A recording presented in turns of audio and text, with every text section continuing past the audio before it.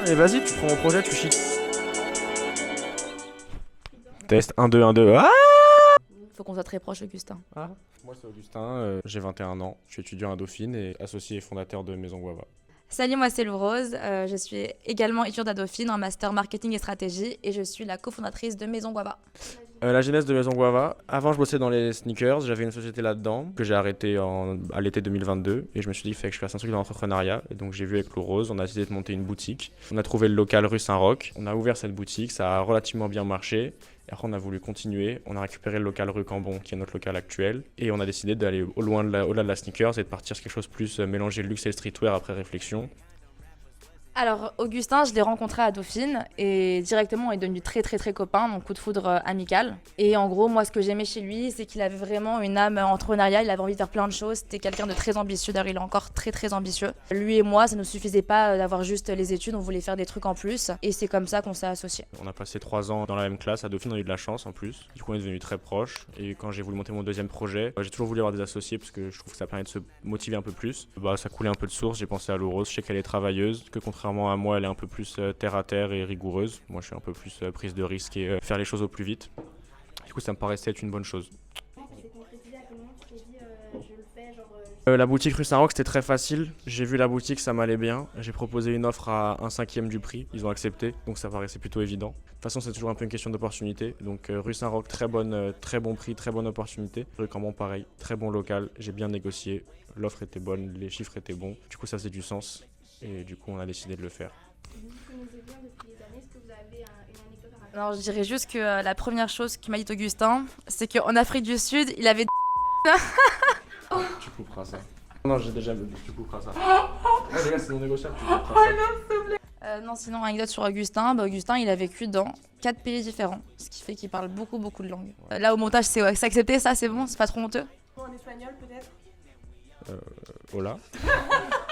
Comme vous voyez, je suis pas forcément plus à l'aise socialement, quoi. Voilà. Augustin et moi, on est devenus amis parce qu'il était très timide. Et du coup, c'est grâce à moi qu'il s'est fait des copains. Je l'ai présenté un petit peu à tout le monde. On est rentrés au c'est BDE ensemble. Et je l'ai pris un peu sous mon aile, quoi, ce garçon, finalement.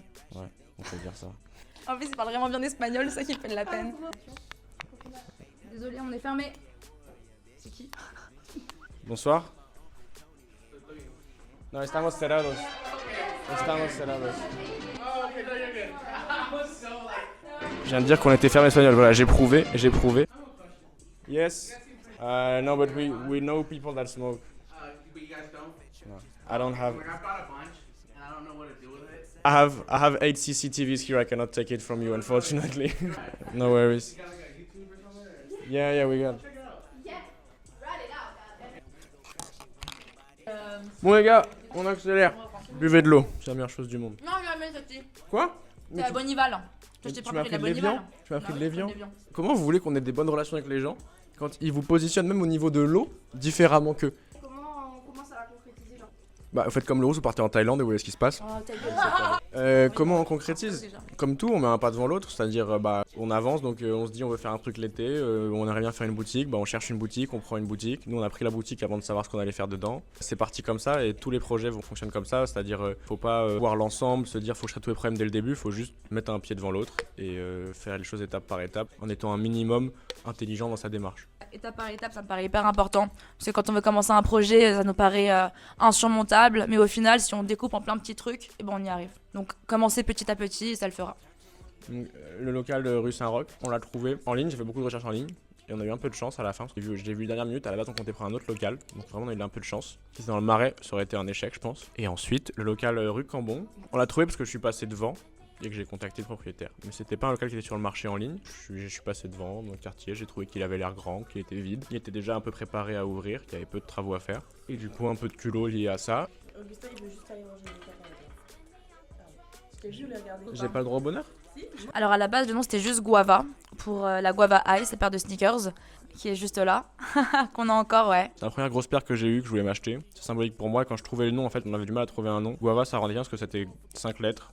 Dans toutes les langues, ça passe à peu près bien. Et donc du coup, débat, c'était que Guava. Et le maison, il est venu après. Parce que dès le début, le but, c'était vraiment de proposer aux clients une expérience luxe. Et donc on a rajouté le maison pour avoir un côté luxe. Et est-ce que vous pouvez les comparer à celles d'aujourd'hui? J'ai quoi? Ah, toi t'es pas là? Souvent, Augustin, il me reproche le fait d'être parti 6 mois en Thaïlande. Ce que vous ne savez pas, c'est qu'au début, Augustin était même pas là. Donc, j'étais la seule à être à Paris pour m'occuper du magasin. Non, du coup, Augustin était pas là. Nos journées, à quoi elles ressemblaient? Bah, franchement, faire des ventes, quoi. C'était ça le but. À l'époque, c'était beaucoup moins structuré. Donc, les vendeurs étaient juste devant et quand il y avait un client qui rentrait, bah, c'était de la vente ultra banale, mal faite. C'était un peu en été après Covid, un peu folie, donc les gens dépensaient quand même de l'argent. Mais il y avait très peu de services et en termes de chiffres, les chiffres étaient complètement différents de ce qu'on fait maintenant. Comment vous avez employé les premiers staffs? Malheureusement, on a fait une grande erreur que je conseille de pas faire. On a employé des gens qui ont été proches de base et ça a donné lieu à des séparations un peu dures et des amitiés perdues. Voilà comment on a employé nos premiers staff et c'est une erreur. Il faut mieux employer des gens où vous avez à la base une relation professionnelle et ça peut déboucher sur une amitié, mais dans l'autre sens, ça marche pas parce que il n'y a pas la structure nécessaire de hiérarchie qui est nécessaire pour qu'une entreprise fonctionne. Il y a quand même une notion de hiérarchie qui doit exister. Et Hamza, il a fait la dernière semaine d'août à Saint-Roch. Du coup, c'est le staff qui est actuellement là depuis le plus longtemps. C'était une très belle réussite. C'était un très bon premier staff. Je pense qu'on pouvait pas espérer mieux, honnêtement. Alors au tout début, c'était moi qui m'occupais de la comptabilité, mais c'était pas une bonne idée. En fait, je vous conseille vraiment, si vous aurez votre boîte, de directement déjà vous mettre à jour sur toutes les normes comptables et d'engager un comptable. Après, c'est vrai que ça occasionne quand même un coût. Généralement, les premiers comptables, c'est 400, 500, 600 euros par mois pour avoir un bon comptable. Mais en soi, c'est nécessaire parce que vous pouvez pas penser que vous, par vous-même, sans connaissance, vous allez réussir à faire vos états financiers. C'est pas possible. Prenez pas les trucs de comptabilité en ligne, les cabinets qui sont tout faits, où il y a une offre par mois ultra décentralisée où vous les voyez jamais. Prenez un vrai comptable avec qui vous pouvez prendre des rendez-vous, avec qui vous avez une vraie relation et pour qui vous comptez. Parce que sinon, il va vous faire des crasses. Les galères que vous allez avoir au début et plus qu'au début et à la fin du début, on va dire, c'est la mise en place de process qui sont solides et la mise en place de systèmes qui fonctionnent. Et ça peut mettre pas mal de temps à mettre en place. D'ailleurs, je pense qu'il y a beaucoup de petits commerces qui ne les mettent jamais vraiment en place et c'est ce qui, je pense, les empêche de grossir. Non, je pense que ce qui me manque du début, c'est le beau bordel que c'était. C'est vraiment l'euphorie du quoi. Non mais c'est vrai, ce qui manque au début, c'était vraiment notre esprit de jeunes qui se rendaient pas vraiment compte des réalités du commerce et qui du coup, dès qu'on faisait une vente, on était hyper contents. Non, ce qui manque, c'est juste le bonheur dès qu'il y avait un truc qui se passait bien. Dès qu'il y avait une vente, dès qu'il y avait un gros client, dès qu'il y avait quelqu'un de connu qui passait à la boutique, à chaque fois, c'était quelque chose de dingue. Donc c'est juste comme pour tout, hein, c'est les premières fois. Au début, déjà on voyait pas quand il y avait des problèmes. En fait, au début, tu profites de tout. C'est des vacances en fait au début. Tu imagines pas que ça va durer longtemps, donc tu fais un peu chose de façon court terme et c'est une approche différente. Alors, les fonds. Sur le financement, du coup, très rapidement, on n'a mis pas beaucoup d'argent, on a mis des économies qu'on avait chacun de notre côté, moi de ce que j'avais fait avant et Lou Rose du perso. Tout simplement, on n'a pas eu beaucoup d'argent à mettre parce que la boutique, on n'a pas eu de pas de porte, donc c'est de l'argent qu'on doit payer au propriétaire au début ou à un ancien locataire. Et du coup, on a juste mis de l'argent pour le mobilier, d'autres trucs comme ça. Et en plus, on a voulu faire un bel événement de lancement, donc au début, le mobilier était très mauvais, on n'avait pas, par exemple, des sacs à l'effigie de la boutique, etc. Ça, c'est vrai, fier de faire un sac maison Guava. Et du coup, ça nous a coûté 30 000 euros. Mais du coup, pour une boutique comme ça, pour ceux qui ont un peu les échelles, c'est vraiment très peu. On n'a pas besoin de se financer pour en parler, on n'avait aucun crédit à faire. Si jamais vous voulez faire une boutique comme nous et que vous mettez énormément d'argent à crédit, je vous le conseille pas. Et après, 30 000 euros, en toute honnêteté, quand on lance une entreprise, c'est un montant qu'on peut trouver autour de nous pour la plupart des gens. Après, il y en a qui n'ont pas forcément cette chance, mais des amis d'amis, des gens à qui vous donnez des parts dans l'entreprise, vous pouvez les trouver. Voilà, nous, on avait la chance de les trouver assez proches de nous, mais de façon générale, ça se trouve. Comment j'ai avancé avec mes études ? Moi, j'ai redoublé. À toi. Mal en vrai, mal, surtout qu'à Dauphine, pour le coup, ils ont rien mis en place pour les étudiants qui sont à la fois étudiants et entrepreneurs. Donc, beaucoup d'absence, beaucoup de stress. Franchement, c'était chiant. Surtout l'année où on arrivait à rue Cambon, où là, pour le coup, il y avait encore tout qui était à faire. À surmonter la boutique et les études en même temps, c'était de la merde. Je passais de 14 à 11. On n'a jamais fermé une seule journée, on a été ouvert même les jours de l'an tous les jours, voilà. Est-ce que c'est illégal ? Je m'en fous, voilà. 8h, midi, 20h tous les jours, nouvel an, tout quand tu veux, tu viens, on est là. Jamais, juste une fois on a fait une soirée avec toute l'équipe et ils étaient quillés, ils ont ouvert à 15h. C'est la seule fois. C'est la seule fois, c'est véridique. Quand on a une charge de loyer qui est aussi grosse que la nôtre, en fait c'est rentable d'ouvrir tous les jours de l'année. Mais il ne faut pas ne pas ouvrir, c'est impossible.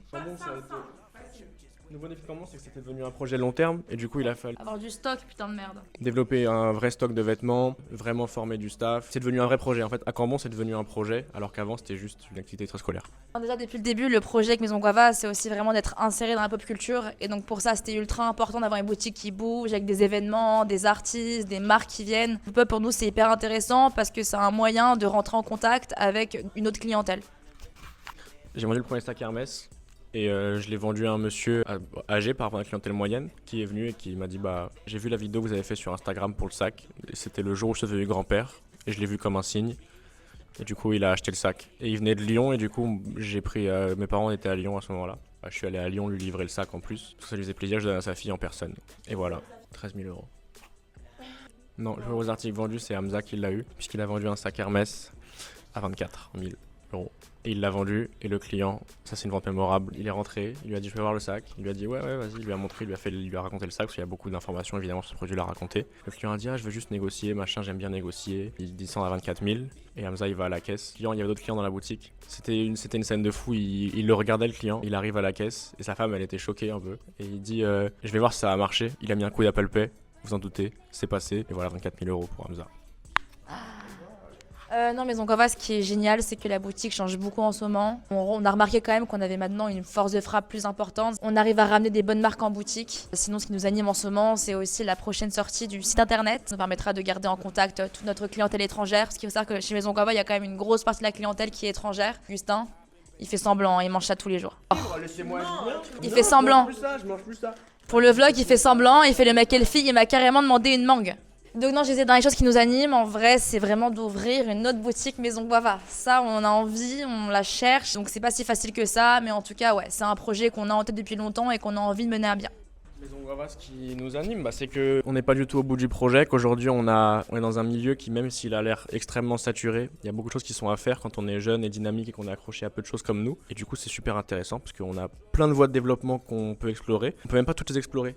Donc voilà. Un dernier truc qui m'anime et que j'ai vraiment envie de faire aussi, c'est de créer un beau portant pour femmes chez Maison Guava. On a beaucoup de marques type Outre Noir, donc des marques indées, mais voilà, qui sont pour hommes et qui sont également souvent tenues par des hommes. Et moi, personnellement, j'aimerais bien faire entrer en boutique des marques indées féminines créées par des femmes. Donc n'hésitez pas, si vous connaissez des marques sympas ou si vous êtes vous-même créatrice, ou si vous connaissez une belle marque pour femmes, mettez-la en commentaire. Bon allez, je parle de l'avenir.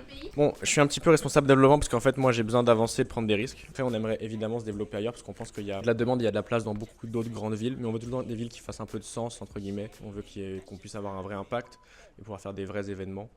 Moi j'aimerais bien Amsterdam aux Pays-Bas, je trouve ça top. En Allemagne peut-être Francfort. L'Allemagne c'est le pays numéro 1 ou numéro 2 qui vend le plus sur StockX, enfin qui achète le plus sur StockX en Europe. Donc c'est un pays de gens qui s'habillent avec des produits qu'on vend. Et ensuite l'Angleterre. Londres. D'ici quelques années, Madrid, c'est en train de vraiment grossir. On aimerait bien s'attaquer à l'Asie, à très long terme et à plutôt moyen terme aux États-Unis. Moi, mes grands projets seraient d'ouvrir une boutique en Afrique. En ce moment, les villes où on pourrait le faire, c'est plutôt Cape Town en Afrique du Sud, donc peut-être Lagos d'ici quelques années. Ah, ça, ok. Des marques avec qui on veut collaborer.